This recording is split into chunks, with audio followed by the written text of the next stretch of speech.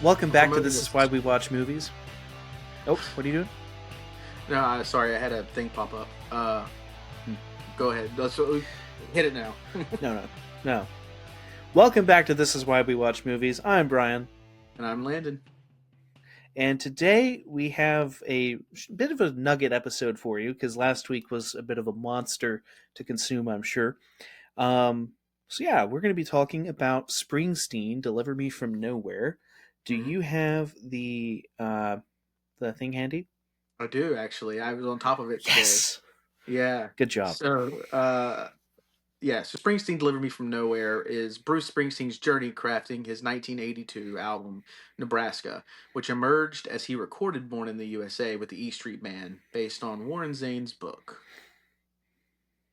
Nice. Yeah, that's pretty much what the movie was. Yeah. Just to go ahead and break into it, I'm not sure where you're going to land with pros because I think that I'm probably more of a Bruce Springsteen fan than you. That Um, would be correct. And it's if you're on the video, look to my right, and there is evidence. There's plenty of evidence actually, yeah.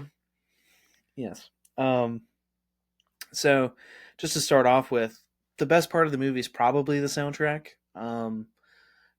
It's nice to hear the Bruce Springsteen bangers come through. The performance segments were really nice to me. hmm I will say I saw it at Aperture as opposed to the Oh, Grand, and nice. that was it's a good atmosphere, but I have to say the sound system there does leave a bit to be desired. Sure. So I kind of walked that back and was like, maybe this wasn't the right choice, but I Yeah, had no, fun. yeah. But support our house theaters. Yeah, it's always great. Yeah, you might as well. And I just found out that they give you a discount if you use the parking deck. So Oh, no way. yeah, it's $4 Wow, off, which that's great. basically ends up still being $5 to park. But Yeah, no, you know, that's cool. yeah, Anyway, yeah, no, I agree that the soundtrack was great. I'm not necessarily very knowledgeable of Springsteen or his music, but yeah, the music in the film was great. And I've since listened to Nebraska. Like, cause I was like, I gotta feel like I gotta listen to it now. I've just watched this whole movie. It's a good album. Well, I mean, I don't know it's what I can say about fantastic. Nebraska that hasn't been said already. I don't know. I have to say that Nebraska as a song is better than the movie Badlands for the subject matter it covers. Honestly, true. Um, I wish that like it's funny because I listened to Nebraska before watching Badlands, and that kind of influenced the way that I watched Badlands. Interesting. Um, so I did it in reverse. Anyway, Like, yeah, um, like I texted you, I do feel like there should have been, a trigger warning for me at the beginning of this film. Like, if you're gonna show Terrence Malick's films in any film, you got to warn somebody. All right, you can't just do that to them. That's crazy work. you can do it to whomever you want, whenever you want. I That's think true. that's okay. Um, Um, if we're talking about showing them Terrence Malick movies, let me be clear. Um, yes, okay, yeah, please. now that that disclaimer is out there, I think that what I really liked about this is it's rare to see a movie about a writer where they're like stuck in the pursuit of truth. And I have seen a lot of movies about writers. This one I think really like showed his process and the process of getting to the songs really well.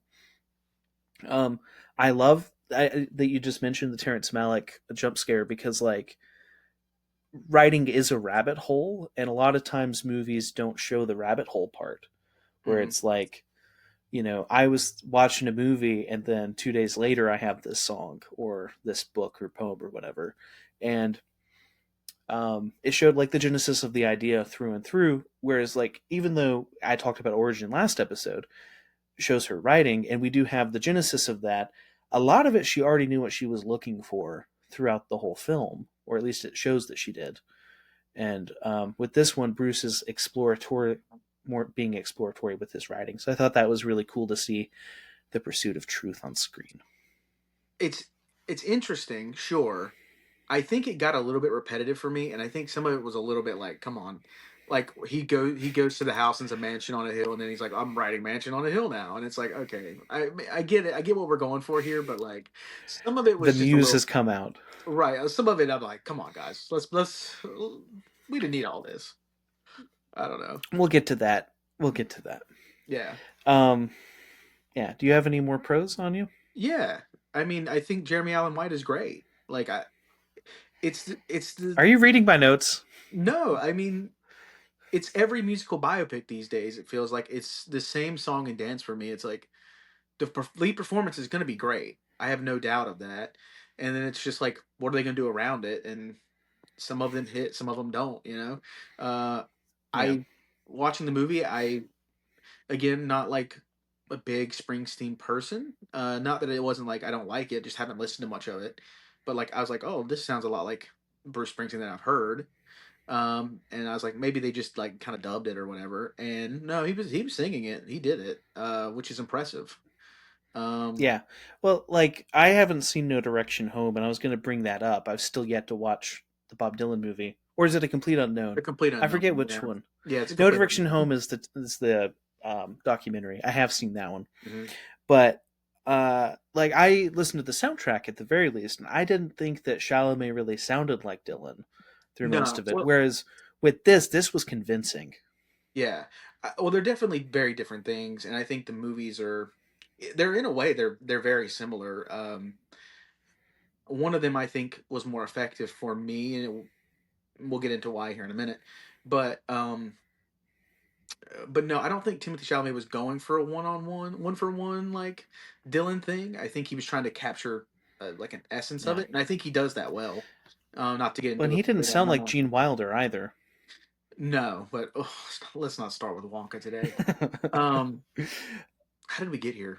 Oh, you were saying. Oh, we were talking about Jeremy We're Allen. talking about Jeremy Allen White singing, or Yeah, Jeremy Allen White in general. yeah. I mean, I think that yeah, outside of the singing and performance of it all, of like him performing on stage as Bruce Springsteen, I think he's also very good in the quiet moments too.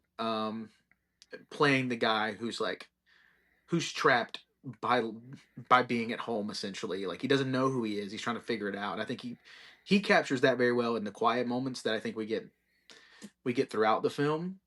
So yeah, on top of him being great as Bruce Springsteen, he's also just like he's doing something interesting too. I agree with that. Specifically, there's a scene where he's listening to like an avant-garde song in Yeah, the floor, and yeah, like like that one as well. it's You called can feel him Suicide. screaming. It's the Yeah, best song I've ever heard. yeah, that was a really good Yeah, scene. Yeah, him and Paul Walter yeah, Hauser were great in this together. I really liked him too. yeah, for sure. Um, well, I was going to bring up that I don't know if you can see it there. I think it's squared out. I have read Bruce Springsteen's biography that he wrote. I haven't read the book that the film is based on, but I also am aware that they used some supplemental material from Born to Run to fill in some of the gaps because that novel or book is specifically about the writing of Nebraska. Hmm. And that's kind of his whole career. So I really appreciated that most of the flashbacks are actually chapters or anecdotes that were from his autobiography. And even if they weren't a specific scene, it's the feeling. Something he talks about a lot in that book is his neighborhood that he grew up in and the tree that was in his front yard and how eternal it was. And if you ever watched Springsteen on Broadway, at the end of it, he talks about going back and the tree was gone, but its shadow remained over him. And so it's really, I loved that the tree plays a significant role in a lot of the flashbacks that were set in the neighborhood, and a lot of the imagery is the stuff he talks about in the book, but it never says it in the film. So that was kind of cool. That is interesting. I don't have much to add to that because again I haven't read it, but Yeah, you it is should read it. interesting. It's a good book. There's an entire chapter about erectile dysfunction. That's kind He of wrote it wild. later in life. That's crazy He work. was like, "Oh man, it really affected my marriage with Patty." I was like, "Oh Oh, my god." oh my god. Anyway, All right, Bruce, let's relax. like yeah, anyways, at least he was honest. That's like Yeah. his whole thing is emotional intelligence. Your Anyway, question is how do you um, pivot from erectile dysfunction? you pivot by talking about our cons. Yeah. Yes. I I think it's weird because like my cons feel like one giant thing instead of like a bunch of small like because I think this movie doesn't do anything egregiously bad. Like I Right. I think the problem is that it plays it so safe that it's painful. Like it's painfully safe. I don't feel like it does anything stylistically that's that interesting. Like okay, the flashbacks are in black and white. That's I made a note about that. I've always thought that that would be a great idea, all the way to Anniversary. So going back quite far in sure. my filmography, and even with this Blue Sphere, I was like, oh, we should just do it in black and white. And yeah, I hated it. I'm not gonna lie. That was like one of my least favorite things about It's, this. I mean that it feels like it fell into every like cliche of a musical biopic that they could possibly land on. And I think that's the biggest fault of the movie because I think it's trying to do something kind of interesting and it just kind of it gets lost in behind like the most boring filmmaking you've ever seen. I shouldn't say the Yes, most boring, but like the most paint by numbers. Like you can almost guess what's going to happen in the next scene every scene that pops up. right. And I think something else is that the film predisposes that you know who Springsteen is going into it. I don't know if this affected you very much, but I feel like if I just went into this movie without having read the book or listened to the albums, I may not really know who he is or have a sense of him as a person because he's kind of blank slated at the start of it as already being a rock star, just not a global star. And the whole time they're like, oh, he's going to be something great. He's on the cusp. And it's like, Yeah, again, with the run of the mill, like we know this. And I think I would have liked it to delve deeper into like who Bruce was or right. is. Yeah, And I never really got a sense of that for the first part of the film. I think like you can obviously fill in the gaps, and I'm sure that you did, and I have more context. yeah. But I do think the film didn't introduce him very well. I would agree because again, they talk about him like yeah being close to. I didn't even understand where he was like fame wise at this point because like every once in a while somebody be like oh hey Bruce and then it's like I don't know but they're always talking about how he's basically like right there and I'm like okay I don't understand exactly what you mean by that but you know He was born famous regionally. okay So, like, when Born to Run came out, I actually have, well, he's passed away, unfortunately, but one of my old friends was a concert promoter in the 70s and got Springsteen and the E Street Band to come out to where he was in Wisconsin, and there was a bomb threat at the show. whoa And so the theater got evacuated, and Springsteen and the E Street Band went across and were drinking at this bar, and then they came back and played for 3 hours after the threat was cleared out. But he likes to claim that he met Bruce or and he like planned the whole thing. I don't know how true that is, but he definitely was involved. hmm Like he was in a recording session with David Bowie in the 70s. Like I don't know. wow So it's kind of wild I know people, but yeah also he's dead. So that's terrible. yes, it is. Anyway, what else you got cons wise? I mean, again, like I think that is the big thing. Because again, I liked a lot of the stuff with his dad. I liked a lot of like I like the relationship stuff in general. I think it's interesting at least enough. Um, Yeah. but yeah, what do they do like filmmaking wise to keep me entertained? Nothing. I mean, Didn't they do frame printing? did they? I was unclear on if it was just like slow motion that they decided to do in post or if it was frame printing, but I'm thinking it might have been frame printing because it looked very Wong Kar Wai. I don't know about But it was that. only in the scene where he has the panic attack. Maybe I don't know. Now that I'm thinking, I don't think. I mean, I don't know. I didn't put those two together, but I don't like that you threw Wong Kar Wai under the bus here, but I'm not. see, I'm when Wong trying to Kar say Wai this does it, film it's is cool. elevated. No, oh Whatever. please, oh please. So the other thing is that I think the E Street Band is like really absent from this, That was another which thing. it's a story about Bruce, but once you get to the sessions, I was looking forward to it. Clarence, who I'm going to pull this down real quick, and I won't be able to put it back up. It's on the back. He is the saxophone player. Like we never really hear from him in the film, and the same goes for like I said, I'm not getting that back up there. There we go.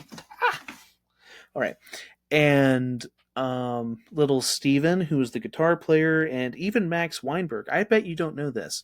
The drummer for the E Street Band was Conan O'Brien's band leader. on the Conan O'Brien show. Really Yeah. interesting. Anyway, um, but you don't get to know them at all. They're just like puppets for Bruce, and Yeah, they all have interesting stories or cool musicianship in their own right. And I think the movie focuses so much on Bruce that it forgets about them. yeah. Well, I think it's interesting because I was, I think while I was watching the movie, Born in the USA, that sequence, I was like, I feel like we're missing an opportunity here because I don't know much about Bruce Springsteen, but I do know that the E Street Band is like those two things go together. They're not; those are not separate things. Um, Here's a my cassette. It's Bruce Springsteen and the E Street Band. They get their own credit. yeah, I think when he tours now, I think still to this day, it's still they're both on the you know wherever they're Yeah. performing. But no, that whole sequence, I was like, oh, they could show him kind of building this, doing, but no, it's just like the fully formed idea is just like there, like it's magic or something. Um, Think like in Once, where we see them build out the when your mind. I forget what the song is, but it's the big song, yeah, not the not fun one, right. the big one. Yeah. And when your mind's made up, that's the name Yes. of the song. But like we see that song progress in the studio, and that's what a good 30 minutes of the movie is. Hmm. We could have had that here. Yeah. I also thought it was really funny that like he got that he just read the title of the Paul Schrader script and was like, I like that title. Said, all right, cool. Yeah, you would have been like, "Give me the Paul Schrader script." Honestly, yeah, give me that script. I want to read it. um, do you have any other like cons to point out outside of that, or do you want to move on to final thoughts? We can move on to final thoughts. Yeah, that's fine. So I was just gonna say I didn't think it was as good as Bohemian Rhapsody, but I have no idea how it compared to Complete Unknown. Jeez. Um, no, I That's probably the most wild thing I could have said. yeah, I think it's about on level with Bohemian Rhapsody.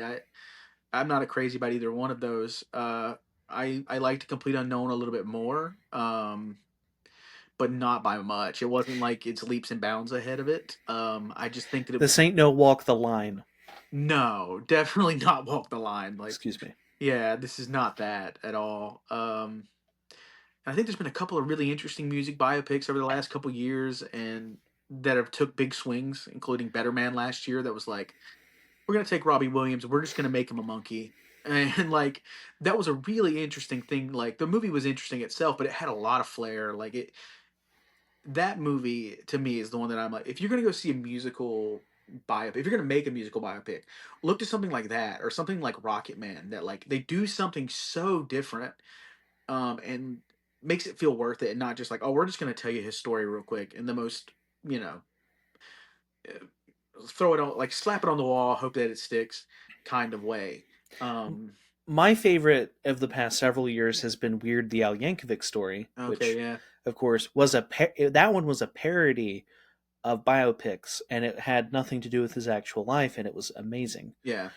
Um, the joke in the movie was that he was the person writing all these songs, and all the other artists were ripping him off. Yeah, right. But yeah, because there's like a fantasy Yeah. aspect to the Weird Al one too, right? It's kind of the same thing with Yes. Rocket Man and with Better Man last year. Again, there's literally a sequence in which they're at like a music festival, and then it just breaks out into a giant ape fight where they're fighting each other and just like again, it's chaos. But like the movie itself is very good. It's got a lot of motion in it, but it also like stylistically feels exciting and bringing something new to the table, which I think is the biggest problem here. And I think that Scott Cooper has made some decent things in the past. I just don't know what he was doing here. What has he made?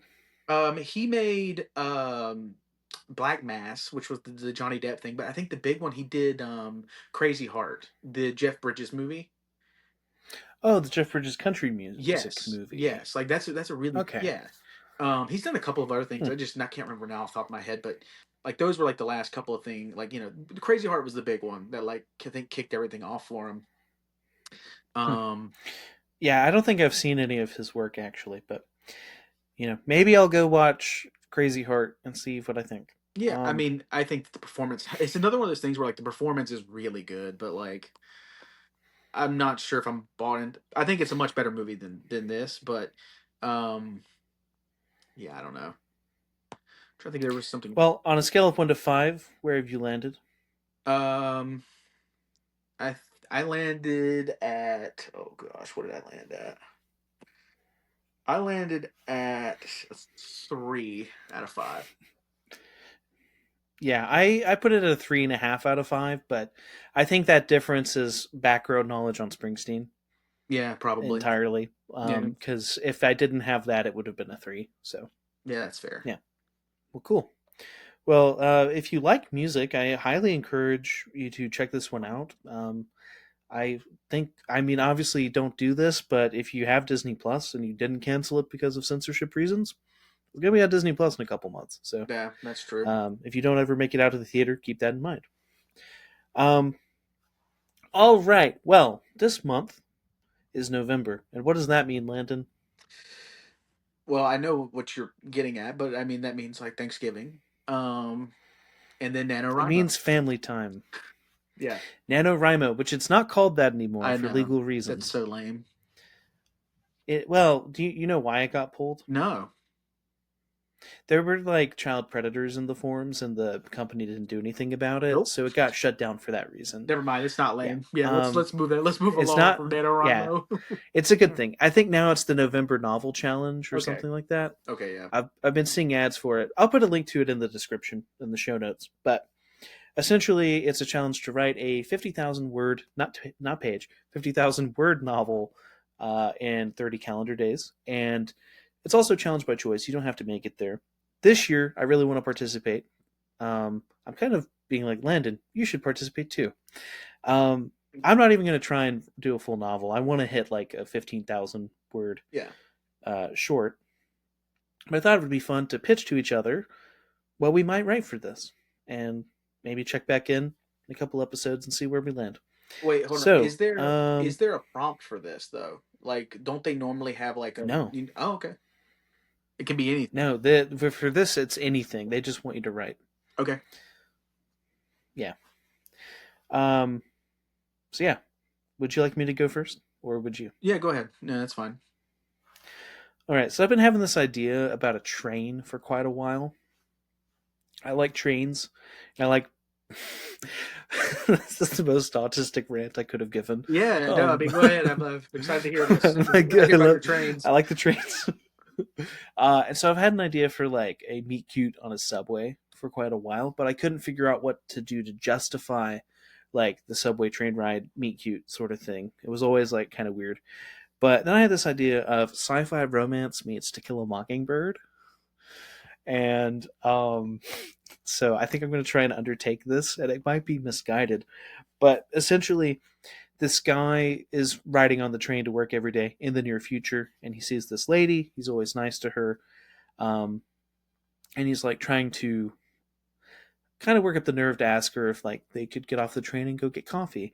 But after a while, he finds out that she is a servant robot, so she's not actually a human. She's been sent on an errand every morning at the same time. Mm. And so, because of their conversations, he kind of becomes obsessed and believes that she is sentient. And he starts concocting a plan to help her escape from the errands that she's been having to run. And so it's like him trying to find a way to get her off the train Interesting. because he thinks that it's real. But I think part of it too is that I want to include flashbacks, ironically, to his past. And there's this neighborhood robot that like saved him from dying when he was young, despite the fact that his parents are like, stay away. The robot is the thing that came and saved him. And so that's where the To Kill a Mockingbird parallel comes in, because it's essentially like Boo Radley. Right. That's kind of the inspiration for that character. I haven't outlined it further than that, but I've written variations of the meet cute scene several times, and I think I just want to like take it and run. Okay. There's a lot to work with in this idea, I think, but I'd love your opinion. No, I think it's a good idea. It's weird because the idea itself, I just feel like the way that I would run with it after that would be completely different than yours. Like I don't know, Yes. my mind goes to like Ex Machina. Hmm. where I mean, I don't know if you've seen it, and I don't really want to spoil it for everybody, but like he's doing what he thinks he should do for this sentient being, or whatever you want to say. He thinks he's doing the right thing, but inevitably, is it? You know, or is this gonna wreak havoc? I don't know. Yeah, I think I mean, there's flinches of sorry, tinges of that. Maybe a little bit of her. Obviously, I think THX also has some minor similarity in the running aspect. So I'm thinking of this in terms of movies and not books, unfortunately. But yeah, um, there's a lot of stories with similar things. Spike Jonze's film, um, her. "I'm Here." No, "I'm Oh, I'm Here." here. Okay, yeah, The short film, I think is a bit better than her in my opinion. But also I'm an Andrew Garfield boy, so like, come there you go. on. That one deals with two robots that meet on a bus. So I don't want it to be too similar to that because that is one of my favorite short films. Sure. But I think I just like stories that deal with consciousness of mind and like the philosophy behind it. And so I kind of want to deal with that, but throw some like it basically will be a Trojan horse film or book. Sorry, I generally write screenplays because it's going to start off in the rom com area and then kind of shift over into this other thing. I don't know how that'll look on paper, but that's why we write. That is true. I was going to say, when you were talking Yeah. about that, it reminded me of a movie that I saw this year that I did not love, like I wanted to. It was a movie called Love Me. And this is a movie Hmm. about a buoy and a satellite after humanity has gone extinct, and they fall in love. Um, and it is a weird movie. Like this is out there, and I went and saw this in the theater. I was the only person there. Shocking. That I would be the only That person that there for tracks that. for you. Yeah. Yeah. And I was watching it, and I think it tackles a lot of those things you were talking about. I just think that I don't know. It needed to be a short film. It overstayed its welcome by quite a bit. Um, Kristen Stewart and Stephen Yeah. Ewan, they're both great. Um, but that's not enough. That's not enough for this. So I don't know. But no, I need to. Is that an A24 or something? I don't know. I don't know if it's A24 or not. I mean, it sounds like them or Neon off the top of my head, but I I don't don't know. think it's either one. But I guess I could actually look. I could look. Hold on. Yeah, it's not. It's 2 a.m. AGX and Shiven's Pictures. I don't know who those are, but Those are two indie for me. Oh, it's Bleecker Street. oh, Bleecker Street. Okay, yeah, Is the distribution? Yeah. that's Okay. surprising, honestly. Yeah. But yeah, so yeah, that was no. I Huh. think you have a Okay. good start to an idea. I like it. Yeah, I think like the first thing is going to be to outline it and see exactly what scenes you want to include, and then just like making sure I sit down and write something every day. So Yeah. Um. So for me, I do not have time to write a full novel. I will be surprised if I hit 15,000 words just because I'm student full time. I'm also working. Like there's a reason I've never done this before. yeah, So it's yeah, hard to find time, especially in November, because as you know, that's when everything starts winding down. I've got a big lighting project that's coming up in the next couple of weeks. I got to like really nail down what I'm gonna do for that. I've got editing projects to do. So a whole bunch of stuff I've got to get done. The thing that I've been writing it since August. you got a head start. Well, I say that, but um, I've been writing the first chapter since August. The problem is the Oh, chapter I was trying to estimate it because I've been writing it in a notebook in class because I'm not gonna listen in class. Yeah. If you're my teacher watching this, no, I'm listening. But he's not. no, I don't know. I'd say I write like 150 words every class I'm in. So I mean, it adds up. But the chapter is just kind of spiraled out of control. It's kind of a folk horror set in Appalachia, and uh, there's not much to it yet. I don't even really know where it's going to go. I decided not to outline anything and just write it, which is probably why the chapter is substantial at this point. Um, so we'll see, but I think it's going to deal with like skinwalkers and thin zones. I don't know if you've ever gone down the YouTube rabbit hole of thin zones, but I know especially, Skinwalkers a bit, but not Thin Zones. but specifically in like the Appalachian Mountain area, there is like there's a lot of like folk stuff like that, and I've been really like interested in that for a while. So and it's very like Stephen King inspired. It's a little bit of a bigger cast, which is why it's probably even worse that I'm like the first chapter is already kind of spiraling because we're not even introducing the main characters yet. It's a whole it's my process is out there. I just kind of vomit everything and then I'll edit it out later whenever I start typing it out. I'll cut out the stuff that's useless. Um, but anyway, the essential idea is just like a kid who's delivering a paper uh ends up missing. And then like there's going to be three main characters, another student at the school, who's one of his friends, a cop, and then some kind of nurse or librarian. I haven't decided yet on that. Once I get to her chapter, I'll figure it out. Librarians are cooler. Yeah. But those are gonna be like the three main characters that we see the town through, and like how the town reacts to him, being taken, plus also dealing with the horror aspects of it, worried about another kid being taken, the whole deal. So that's essentially where I'm at on it. Okay, so this I'm not as into horror, but it sounds kind of like a Appalachian coded it. Yeah, but less of I guess coming of age could be part of it, but less of like a group coming of age and more of like one individual. Um, or Yeah, probably a better equivalent would be like I don't. You probably haven't read this, but Robert McCammon's Boy's Life. Um, it's a really I've read This Boy's Life. no, it wasn't that one.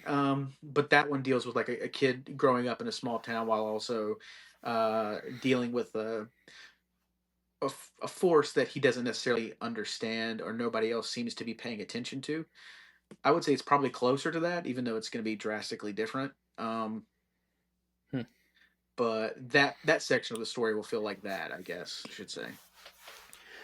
But I really like that it's set in Appalachia. That's like we're for context for anyone that's listening to this that's not familiar with us geographically. We're both from an area that's like 2 hours outside of the borders of Appalachia, Mm-hmm. and So, so like it's somewhere we might go for on day trips or vacation, but are not actually a part of. yeah, And so there is like this mystique associated with it as well. there I think is. being here in the foothills, yeah, I mean, even like outside of our geographical area, just go on YouTube. Like you will go down yeah. a rabbit hole of like, yeah, that whole world. Even not even just like haunted stuff. It's unlimited. Like there's unlimited stuff online about it. So I recommend looking into it. It's It's funny that fascinating. you haven't. It's funny that you didn't go into the coastal haunts rabbit holes. Uh, you know, it's a little too easy right now. I don't know. We'll just drive down to Fort Fisher and Yeah, we'll hang out Fort there. Fisher. We've had some weird experiences down at Fort We Fisher have, late at night. yeah. So I almost went like this week. I almost went down to Fort Fisher this weekend to go look at the stars because I haven't done that in a while. And then I just ended up not That's a making good it. time. Yeah, Only like two people have died there since you and I have lived in Wilmington, so that's yeah, fun. yeah. That's also part of the reason why it freaks me out to go a little bit by myself, just because. Yeah, I don't want to be number three.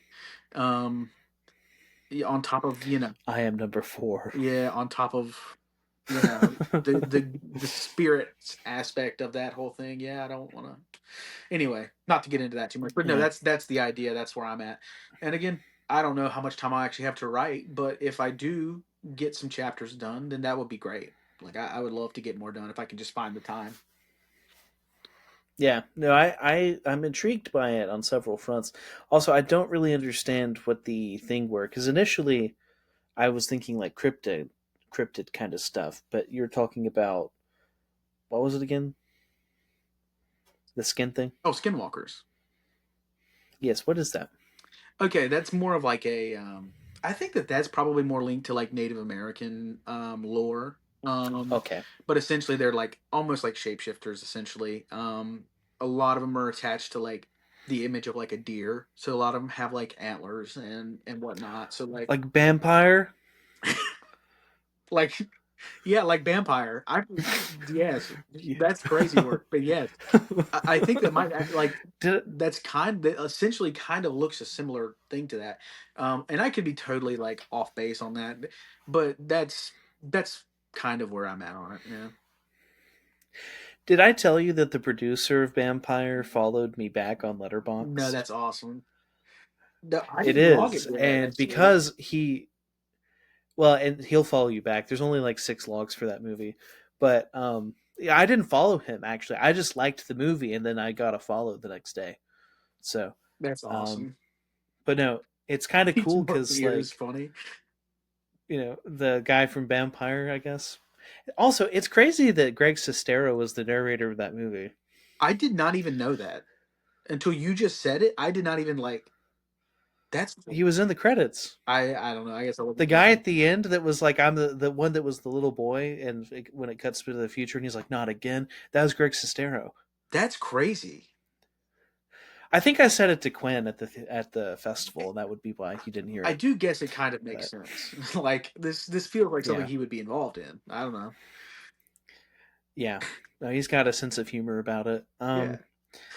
I heard that there's a remake of The Room with Bob Odenkirk that's like waiting to be released, and Yeah, I heard um, there's like a whole mess with that though. yeah, I'd love to see that though, because apparently Greg Sestero is back, but he's one of the other characters. So That's he's the drug dealer. that's interesting. Yeah.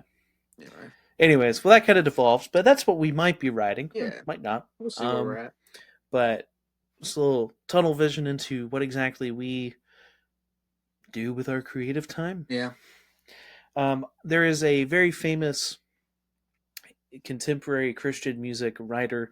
He prefers just to be considered a writer. I saw him in concert about a month ago.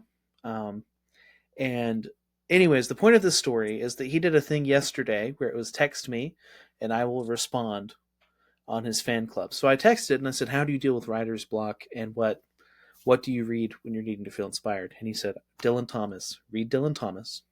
Always works."